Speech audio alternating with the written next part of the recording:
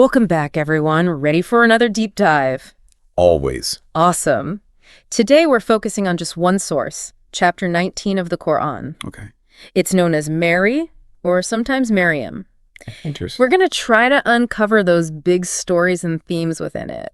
What do you think? Well, I think it's really cool how this chapter doesn't just tell us stories. Yeah. It weaves them together Uh-huh. with all these teachings about God and prophecy. Right.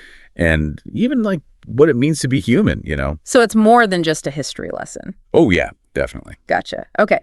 So let's jump right in. Sounds good. We start with Zakariya, right? Mm-hmm. He's this older prophet. Okay. His wife, she can't have children. Right. And he's just pouring his heart out to God, praying for an heir. And that prayer, it really gets to you. Oh, yeah. He's talking about his age and everything. Okay. His wife's situation. Right. His deep desire for a child to carry on his legacy and all that. Wow. It's incredibly human. Yeah. Very relatable, even today. And then, bam, God answers, "It is easy for me." Right. Talk about powerful. Yeah. But it's also kind of reassuring, wouldn't you say? Absolutely. Yeah, for sure. It's like this message for all of us, too. Okay. When we're up against something, Mhm. that seems impossible. We got to remember. Yeah. Nothing's beyond God. Right? Nothing's impossible for God. I'm with you on that. Yeah. But Zakariya, I get it. Yeah. He's a little skeptical still. Oh, totally. So he asks for a sign, Mhm. and God takes away his ability to speak Wow. for 3 whole nights. And that sign, it's not just random. What do you mean? It actually kind of foreshadows what happens to his son, Oh, John the Baptist. interesting. John, he preaches and prepares the way, right, Uh-huh. for Jesus. Right. But ultimately, he loses his voice, too. Because he's beheaded Exactly. The chapter's subtly hinting at this. at the sacrifices prophets make. Yeah, sometimes. Oh, I never caught that. It makes you really think about the weight they carried. For sure. Then the chapter talks about John even as a kid, Yeah. describing him as wise, Mm-hmm. devout, and kind Exactly, setting the stage. for greatness. Yeah, it's almost like a blueprint or something Yeah. for how prophets are chosen, emphasizing these qualities, Okay. even at a young age. And this leads us right into Yeah. the next big story. The birth of Jesus. Yes. Now things get really interesting. We meet Mary. Uh-huh. She's off by herself in a secluded place. Right. When, boom, the angel Gabriel visits. And this isn't just any visit. Okay. The chapter describes it. Gabriel appears as an immaculate human, Wow. which really highlights, Yeah. the divine nature of it all. Okay. It's not your everyday encounter. No kidding. I mean, Mary's terrified. Of course. Anyone would be. Right. Then the angel drops the bomb. Yeah. You're going to have a son. His name will be Jesus. Big news. And just like Zakariya, Mary's like, wait a minute, how is this possible? And once again, God's response is just so direct. What is it? It is easy for me. It's almost like a theme in this chapter. Yeah, it's like a refrain. Okay. Reinforcing God's absolute power, right? So it's a reminder that God is in control, Totally. even when things seem completely out of our hands. Right. Then the chapter goes on to talk about Mary's labor pains. Yeah, the details. And how she gets this divine help. Right. A stream appears at her feet. It's like God's sending a care package or something. Yeah, I love that. Those details are so vivid. They really emphasize God's compassion for her. Even in her struggles. Yeah, and you know what? I think it also shows us how God provides for us, sometimes in unexpected ways. Exactly. But then Mary returns to her people with baby Jesus. Oh, boy. And they don't exactly throw a party, No, they don't. She gets hit with accusations. It's rough. And then, get this, the baby Jesus actually speaks. What? Yeah. Right from birth, establishing his unique status. Wow. Proclaiming his prophethood. Talk about an entrance. Right. So we see Jesus's humanity, Mm, but also something miraculous, right?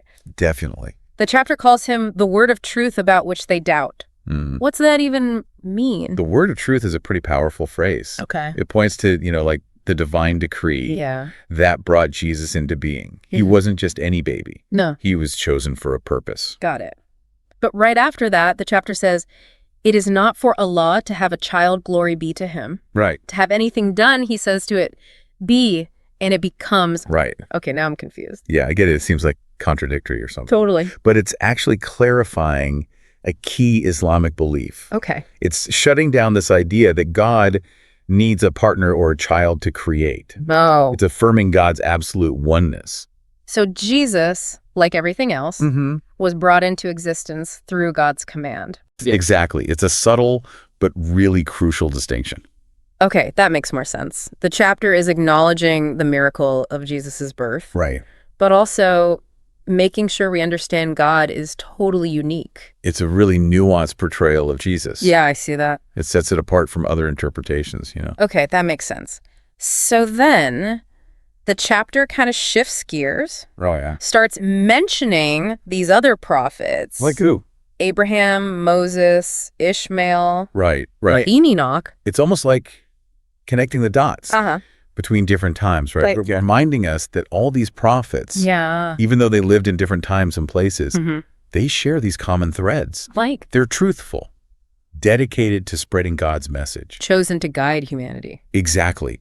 And the way their followers are described, it's powerful. How so? They're prostrating, weeping, showing this deep reverence. Wow. In response to God's revelation. It makes you really feel the weight of it. Yeah. The impact of truth. Imagine feeling that kind of awe before God.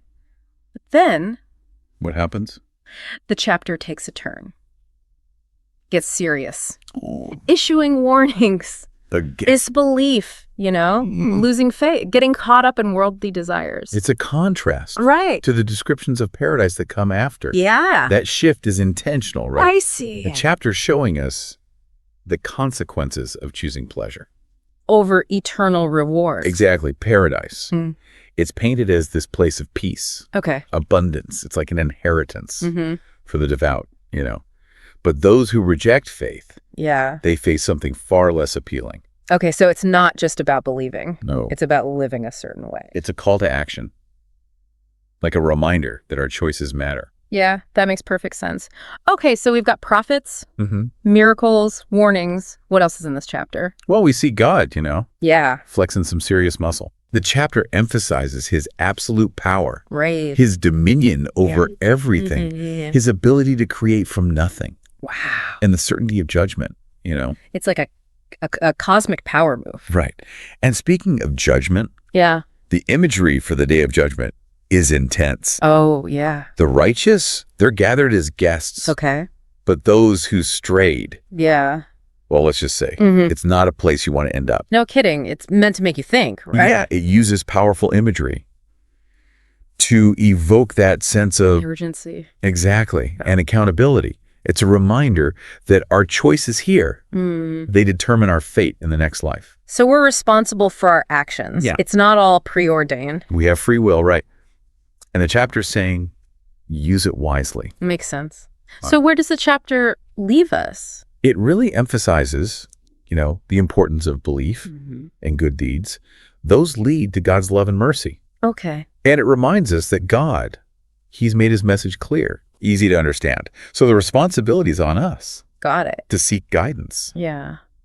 And act on it. It's like God gave us the map. Yeah. But we got to choose to follow it. Exactly. This chapter, it's like a mini Quran within the Quran. I'm especially struck by that description of paradise. It's pretty amazing. It sounds incredible, like a reward worth striving for.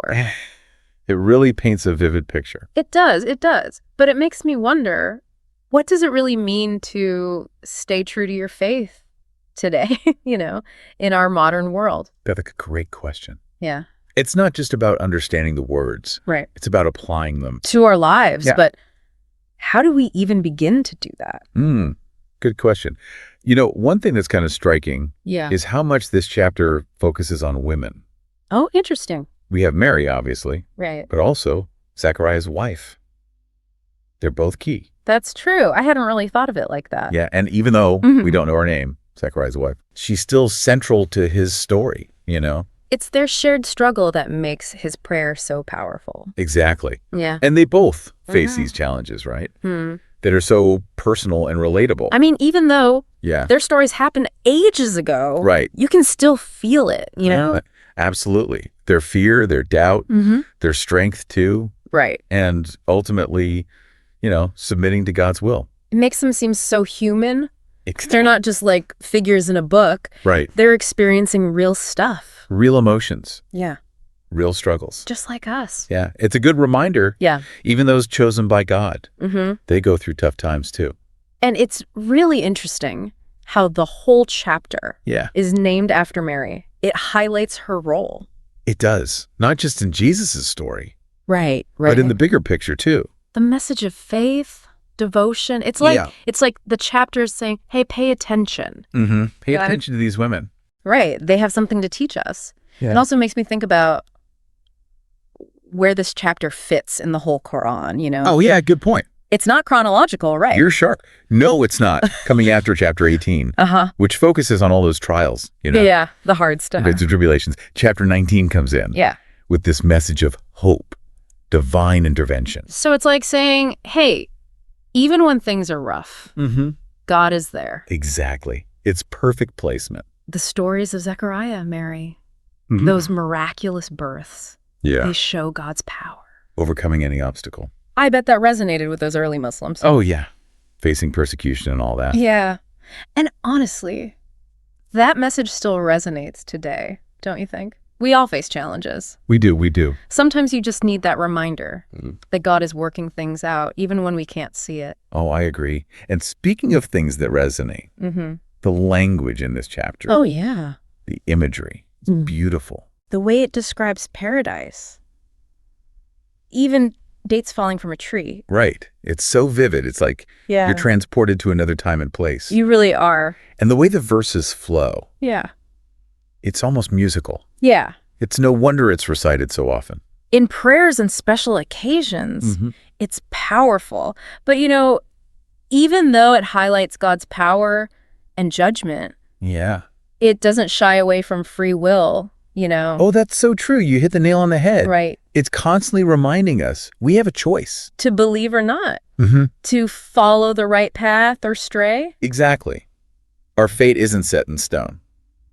But shaped by our actions. By our intentions, too. Okay. So it's not blind faith. It's about conscious choices. Yes. And that's where those righteous deeds come in. Right. Right. It's not enough to just believe. You got to act on it. Walk the walk. Exactly. And that message. It goes beyond time and culture. It's as relevant today as it was back then. It's a good reminder. Faith isn't just something we think about. Right. It's how we live. Every day. I like that. Okay, so we've talked about women, the chapter's placement, that beautiful language. Anything else before we move on? Well, it's interesting. We haven't really touched on the political context, maybe. Now that you mention it. Yeah. But it doesn't really seem to address those things directly, does it? Not directly, no. Okay. But it offers these insights, right? And how faith can influence our worldview. Okay. How we approach social issues, even. Like how, give me an example. Well, think about it. This chapter emphasizes justice. Okay. Compassion. Standing up for the oppressed. Right. Well, that could be a call to action. For believers to make a difference. You get involved. To advocate for a more just world, you know? So it's about taking faith beyond our personal lives. To the bigger picture. And what about, you know, rejecting idol worship? Worldly desires. Could that be like a critique of materialism? Maybe, yeah. Systems that prioritize personal gain. Yeah. Over the well-being of everyone, you know. So even though it doesn't give us specific policies or anything, right, it does lay a foundation, right? It does. It does. For thinking about how faith shapes how we approach these bigger issues. Okay. But we have to remember, interpretations vary. Of course. Everyone has to decide how these teachings apply to them. Right, to their own lives. That's what I love about sacred texts, though. What's that? They have these layers of meaning. They speak to everyone. It makes them such rich sources for reflection, you know, for dialogue, for asking those big questions. About humanity. Yeah. Our relationship with God. Responsibility to each other. Right. It's like peeling back the layers of an onion or something. I love that. Every time you come back, you find something new. It challenges you. It deepens your understanding. It's a journey. A never-ending journey of discovery. Okay, I think we've covered a lot here. What's next? It's kind of amazing, right? What's that? How just one chapter from the Quran can spark so much thought. Oh, absolutely. It really speaks to the power of these texts. You know? They're meant to be engaged with. Not just read, you mean? Right, or just listen to passively. It's about wrestling with the ideas, internalizing them. And chapter 19, with its stories and teachings, it's like a treasure chest waiting to be opened. It is. One thing that really strikes me is its universal appeal. Universal? In what sense? Well, even if you're not familiar with Islam specifically, the stories still resonate. Zakariya, Mary, Jesus even. They speak to people across cultures and faiths. You're right. I mean, they're important in Christianity and Judaism too. Exactly. And the themes, faith, miracles, the struggle between good and evil, those are universal experiences. So even though it comes from a specific religious context, it can still speak to everyone. Exactly. It makes us think about the nature of faith, the power of prayer. Overcoming our limitations. Yes. Exactly. It also reminds us to be compassionate, to forgive, to stand up for what's right, even when it's hard. Those are the values that build a just and harmonious society, right? Regardless of your beliefs. That's a great point. So often we think of religious texts as divisive, but chapter 19, it highlights our common ground. It does. It reminds us that despite our differences, we share a common humanity. We all have this desire to connect to something bigger. And that yearning, it can express itself in so many ways, but it unites us. Beautifully said. That's a key takeaway from our deep dive, I think. Chapter 19. It speaks to our minds and hearts. It challenges us. But it also inspires us, you know. I know I'm walking away with a lot to think about. Me too. I have a feeling I'll be revisiting this chapter. Oh, yeah? Finding new layers of meaning each time. I think you will. Yeah. That's the beauty of these texts. Yeah. Like wells of wisdom that never run dry. Well said. And on that note, I think we'll wrap up our deep dive. Sounds good. Thanks for joining us on this journey. It's always a pleasure exploring with you. Until next time.